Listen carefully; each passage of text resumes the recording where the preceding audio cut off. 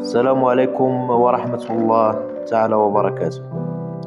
مشاهدينا ومتابعينا على قناة الحقيقة،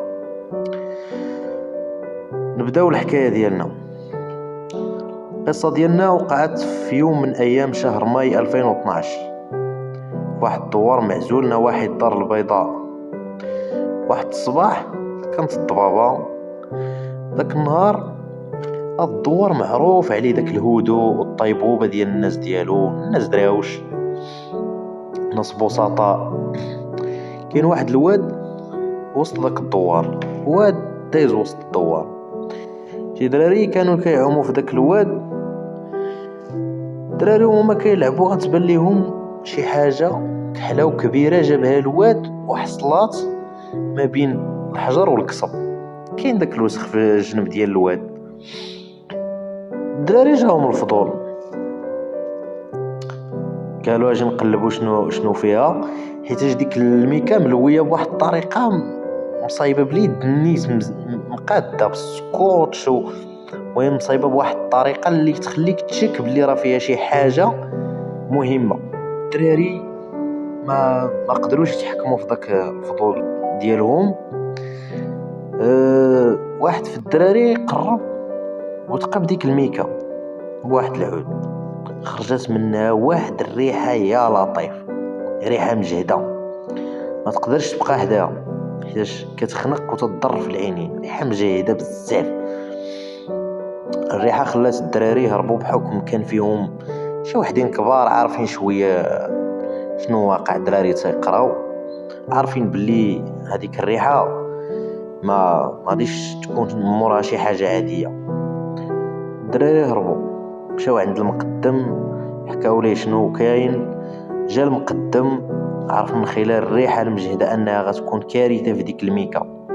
عيط للدرك الملكي. بليت بلغوا الدرك بهذا الشيء جاو على وجه السرعه. ملي وصلوا للمكان داروا طوق امني، كل شيء كان حاطو يدو على نيفو حيت الريحه كانت مرعبه. كل شيء كيشوف ديك الرزمه اش غيخرج منها. اكيد الدرك من خلال الريحه والتجربه اللي عندهم عرفوا انها غتكون كارثه حيت باينه ريحه ديال الجثه. بمجرد ما فتحوا الميكا هنا كانت الصدمه. لقاو جثه ديال شابه في مقتبل العمر، الملامح ديالها شبه ممسوحه بسبب الماء والتحلل، يعني غتكون دوزات مده وهي في ديك الميكا. بدات المعاينه من خلال انه الجثه في ميكا وملويه بسكوتش. كان باين انه الدرك الملكي امام جريمه قتل، وان مسرح الجريمه ماشي تما، يعني ان الجثه تقتلات في شي بلاصه وتلوات في ديك الميكا في شي بلاصه عاد تلاحت. قلبوا الضحيه لقاو عندها شي سوارت فقط، لقاو عندها غير سوارت. ترسلت الجثه للطب الشرعي، تخضعوا بصمات الجثه باش يحاولوا يحددوا الهويه ديال الضحيه. بعد مده قصيره خرج تقرير الطب الشرعي وقال ان الضحيه تعرضت للتعذيب والضرب قبل ما تقتل، وباللي باتت بسبب الخنق. عاد درت في ميكا وتحطت في الواد، بقات لمدة سيمانة وهي في الماء. خرجت البصمات. النظام الآلي عند مصلحة جددية البطائق عطى الهوية ديال الضحية.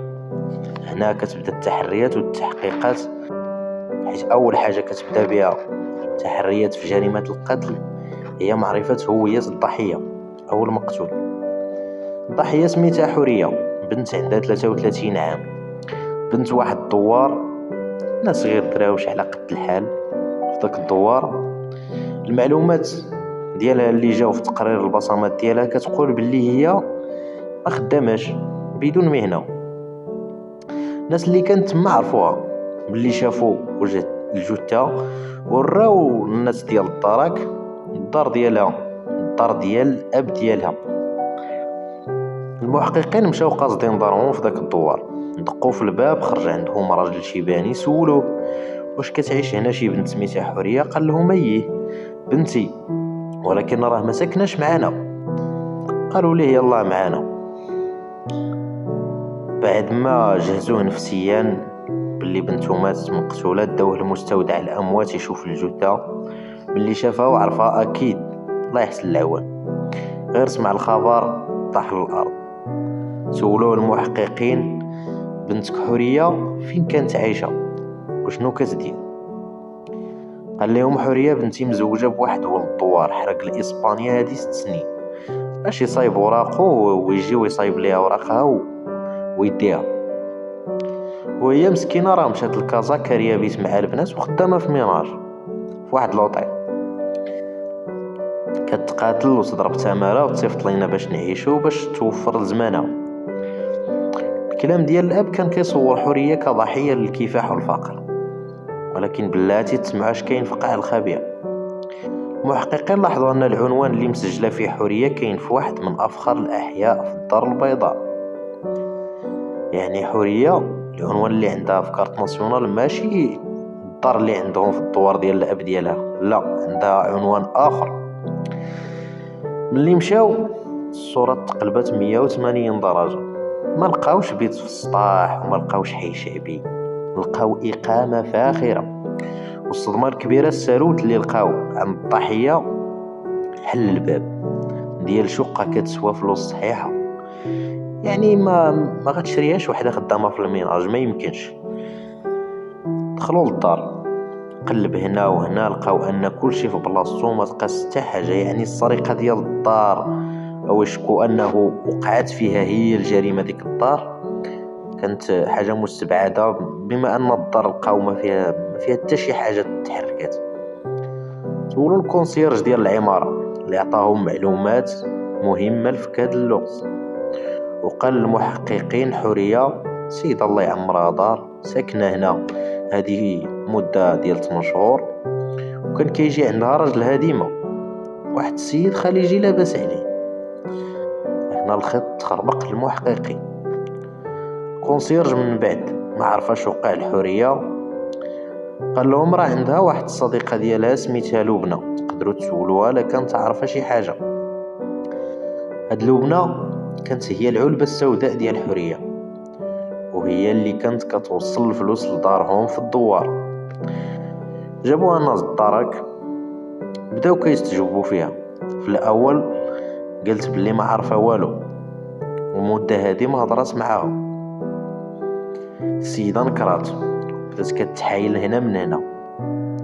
واحد من الدركيين طلب منها الهاتف ديالها.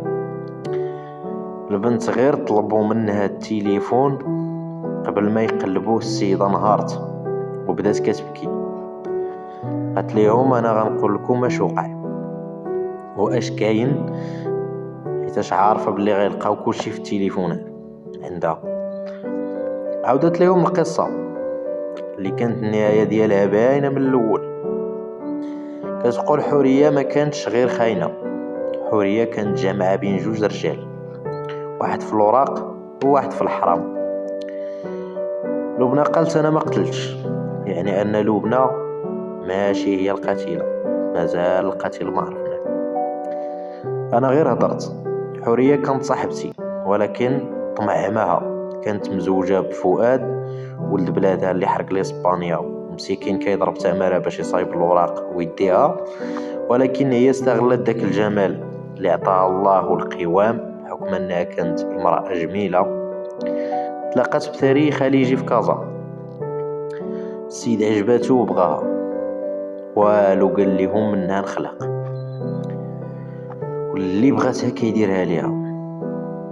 دارت عليه الحيله، قالت ليه بلي هي مطلقه. السيد تزوج بها بالفاتحه، زواج عرفي اللي هذاك الزواج راه ما كتعترفش به الدوله دابا حاليا. راه تشديتي مع وحده ما مزوجينش، ما عندكمش ميثاق غليظ بيناتكم، وثيقه عقد زواج، راه كتسمى فساد، راه ما كاينش زواج الفاتحه. المهم فاش تزوج بها هذاك الخليجي شرى ليه هذيك الدار وعيشها في النعيم. كانت عايشه في الصباح مرات السعودي، وفي الليل كتجاوب فؤاد في التليفون وتمثل عليه دور الزوجه الصابره اللي كتسناه. ولكن السر عمره ما كيدوم. وقع واحد الخلاف تافه ما بين حوريه ولبنى. حورية بحكم الفلوس ولات كتعامل مع لبنى الصديقة ديالها بواحد التكبر.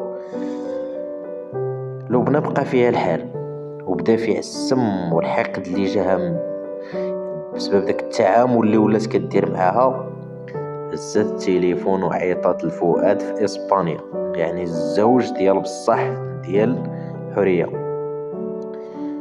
قالت ليه جملة وحدة اللي غادي ترون هاد الناس كاملين، اللي غدير كارثة: اجي تشوف مرتك اللي كتحرم راسك باش تصيفط ليها راه مزوجة بخليجي وساكنة في فيلا، وانت كتسحابها خدامة في الميناج. صيفطات ليه التصاور والعنوان. هنا داروا مذكرة بحث على فؤاد وتشد في بني نصر كيحاول يرجع لإسبانيا مدينة النظر. جابوه بداو كيستجوبوه وقال لهم هادشي اللي قالت لبنى وكمل الباقي، حيتاش لبنى ما حضراتش لداكشي اللي وقع من بعد. فؤاد قال لهم اللي سقط الخبار، قالت لي لبنى هادشي وبالدلائل بالتصاور.